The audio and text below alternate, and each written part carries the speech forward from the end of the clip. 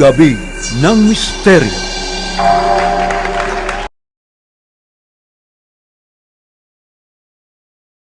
CJ? Actually, sir, meron lang ako add sa OM. Sige. Ang OM po kasi sa original po talaga niyan is AUM. Oo nga, Which is AUM. yung Actually, ang bigkas dyan na AUM. OM po. AUM.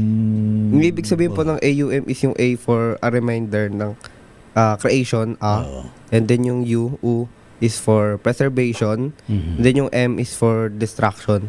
So, yun po yung reminder ng life cycle ng Trinity. Kaya po siya minsan chinachat ng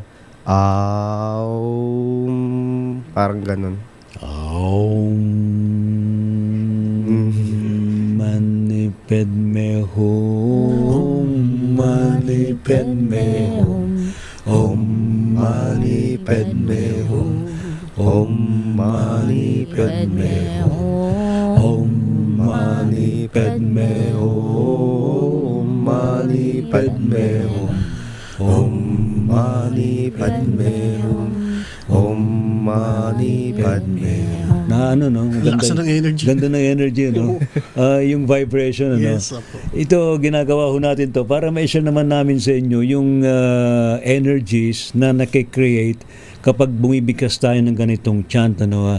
Ano yung feeling, Brother Elias, pag nagkaroon ng ganong chanting, ano yung nararamdaman mo? Lumalakas yung energy natin kasi may energy field tayo. Oo. Kumakapal siya eh. Kumakapal. Oo, kumakapal. Parang Nadadagdagan. nag-expand. Oo.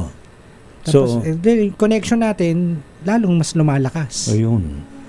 Ikaw ba, Miss H, ganun din ba ang ano mo? Para bang kapag naka-feel ka ng medyo negative energy sa paligid at kung nag-chant ka ng ganon, talagang napapatalsik? Well, share ko lang po, Oo. no? Kasi meron akong galing po sa temple na maliit na recorder, MP3. Oo. So, everyday, nakalagay po siya doon sa kulungan ng mga pusa namin. And makikita mo yung mga pusa namin, very peaceful sila. Oh, And talaga? natutulog lang sila. Mag-iingay lang sila pag gutom na sila. Ay, baka naman makita mo, nakalutang na yung mga pusa mo. Pwede po.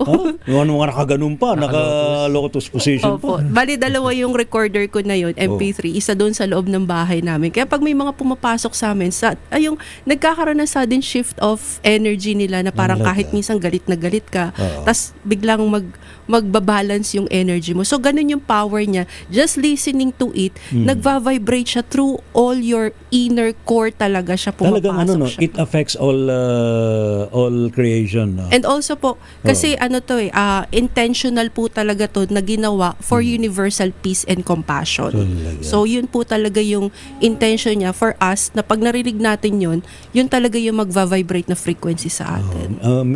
Miss Marie Chris, ba't ganun? Ano yung effect talaga sa mga animals? Talagang lumalaki rin, kumakapal din kanila aura. Actually, hindi aura per se, no? Parang mas nagpa-plug in sila sa universal hymn. Kasi meron ding vibration and sound yung earth. Kumo-connect din sila, parang Yes. tayo rin. Kasi sila, nabubuhay sila sa mundo natin. Ang mundo natin napakaingay. So sila na-appreciate nila yung ganong vibration pag mas nakakarinig sila nun. Kasi yun tinatawag na pure tones, pure sound. So wala yung mga impurities from other mixing ng mga instruments. Ganun. Ayun. Gabi ng Misteryo.